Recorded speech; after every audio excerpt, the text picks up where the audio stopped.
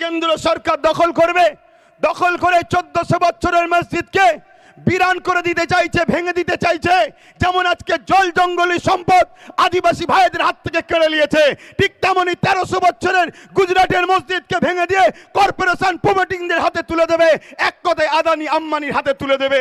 আপনারা জানেন কি জানি না, বোম্বাই একটা বিশাল বাড়ি আছে, এমন করে রিলায়েন্স কোম্পানির যিনি মালিক তার বাড়ি রয়েছে, ওই বাড়িটা যে জায়গায় দাঁড়িয়ে আছে ওটা ওয়াকফ সম্পত্তি এবং এতিমখানার জন্য ওই সম্পদকে মুসলমানরা দান করেছে। সেই জায়গা দখল করে আজকে তারা বিশাল বাড়ি তৈরি করেছে।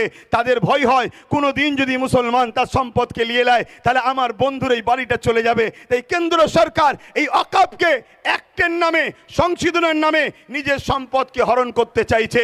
এইখানে যদি মসজিদ চলে যায়, মাদ্রাসা চলে যায়, কবরস্থান চলে যায়, এক কথায় ওয়াকফকে যদি নিয়ে নেয়, ভারতের মুসলমান শোনো, পশ্চিম বাংলার মুসলমান শোনো, তোমরা পরিচয় দিতে পারবে না তোমরা ভারতীয় ছিলে, তোমরা পরিচয় দিতে পারবে না।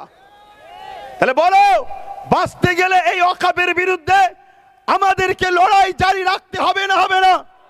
তোরা বলুন, ওয়াকফের বিরুদ্ধে লড়াই করতে হবে না হবে না? তাতে যদি হাজারো প্রাণ বুলেটের গুলিতে, বোম বন্দুকের গুলিতে, কেন্দ্র সরকারের অত্যাচারে যদি আমাদের হাজার হাজার প্রাণ কুরবান হয়, মাতৃভূমি বাঁচাবার জন্য রক্ত দিয়েছি, ইসলামের অধিকার, ইসলামের সম্পদকে বাঁচাবার জন্য কারা রক্ত দিতে পারবেন উঠে দাঁড়িয়ে যান? কারা রক্ত দিতে পারবেন উঠে দাঁড়িয়ে যান? হাত তুলে বলুন রক্ত দিতে পারবেন, মসজিদ বাঁচাবার জন্য পারবেন, কোরআনের পক্ষে, দিন ইসলামের পক্ষে, নিজের অধিকারের জন্য সংবিধান আপনাকে রাইট দিয়েছে, এই অধিকারের জন্য রক্ত দিতে পারবেন? কথা দিচ্ছেন পারবেন তো নাকি? এই লড়াই আজকে শেষ হলে হবে না। ঝড় এসুক, পানি এসুক, তুফান এসুক, লাঠি চার্জ হোক, গুলি মারুক, বোম মারুক, আমাদের এই লড়াই রাজপথে চলতে থাকবে। হাত তুলে বলুন, হাত তুলে বলুন। আজকে বড় দুঃখের সাথে বলতে হয়, ওয়াকফ আন্দোলন পুরো দেশ জুড়ে চলছে, সব আন্দোলনকে আমি সমর্থন করি, কিন্তু আজকে আমার রাজ্যেতেও কলকাতায় বিশাল দিনার মাজারের 900 বিঘে জায়গা, একটু সারা দেবেন, কত বিঘে? 900 বিঘে জায়গা। আজকের দিনে সেই জায়গাটা দাঁড়িয়েছে মাত্র 92 শতক। 900 বিঘে থেকে দাঁড়িয়ে আছে বর্তমান কত? 92 শতক, 3 বিঘাও নয়। তাহলে 897 বিঘে জায়গা এখনো পশ্চিম বাংলার হারু আব্বাস আলী হুজুরের বেদখল হয়ে আছে। রাজ্য সরকার বলেছিল ওই জায়গাগুলোকে উদ্ধার করে দেবে। এই আন্দোলনটাও আমাদের করা দরকার আছে না নয়? জোরে বলুন, আছে না নয়? কিন্তু আজ আমরা দুঃখিত, আমরা দেখছি কলিকাতা ভরি আন্দোলন হচ্ছে, কিন্তু রাজ্য সরকারের এই ওয়াকফ বাঁচাবে বলেছিল, এ বিষয়ে একটাও কথা হচ্ছে না। কোনো এক জায়গায় আমার বলতে বাধ্য হচ্ছি, কেন্দ্রের বিরুদ্ধে রাজ্যকে সাপোর্ট করা ষড়যন্ত্র চলছে না তো? তাহলে এই আন্দোলনে আমরা নয়, আমরা মসজিদের পক্ষে যে আন্দোলন হবে, কোরআনের পক্ষে যে আন্দোলন হবে, ওয়াকফের প্রকৃত পক্ষে যে আন্দোলন হবে, সেই আন্দোলনের সঙ্গে আমরা হাতে হাত মিলিয়ে, কাঁধে কাঁধ মিলিয়ে, বুকে তাজা খুন দিতে হলো। আমরা সংবিধান যে রাইট দিয়েছে ওই রাইটের জন্য আন্দোলনে প্রত্যেকটা জায়গায় সঙ্গ কি বলে হাজির হতে রাজি আছি, ঠিক না বেঠিক?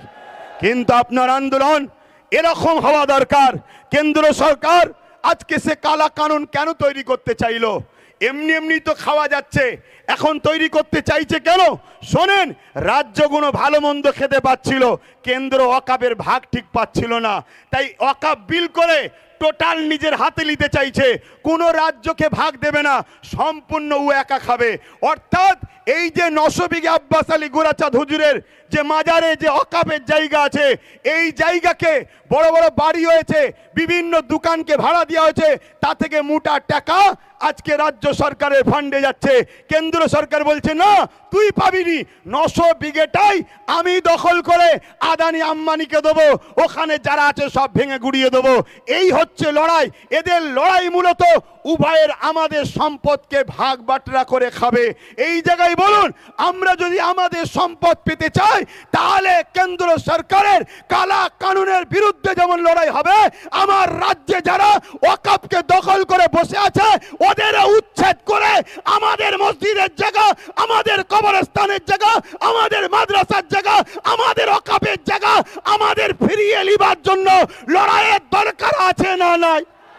আছে না নাই? তবেই তো লড়াইটা পারফেক্ট হবে। আমার কথা আপনারা বুঝতে পারছেন না পারেননি? কলকাতায় এমন এমন ভিআইপি জায়গা আছে যে জায়গাগুলোর দাম 1 শতক জায়গার দাম 5 কোটি 10 কোটি টাকা। কলকাতার বুকে প্রায় 50,000 বিঘে কম বেশি জায়গা শুধু কলকাতার বুকের আশপাশে আমাদের জায়গা রয়েছে, যে জায়গার অর্থ কত হতে পারে বুঝতে পারছেন? তাহলে সেগুলোরও উদ্ধারের দরকার আছে না নাই? যেমন কেন্দ্র সরকার জুলুম করছে, তার কালা কানুনকে আমরা মানছি না। এ মানবেন নাকি? জোরে বলেন মানবেন? শুভেন্দু অধিকারের মতো মানুষ যদি মনে করে যেদেরকে প্রশাসন দিয়ে ঠান্ডা করে দেবো, শুভেন্দু অধিকারী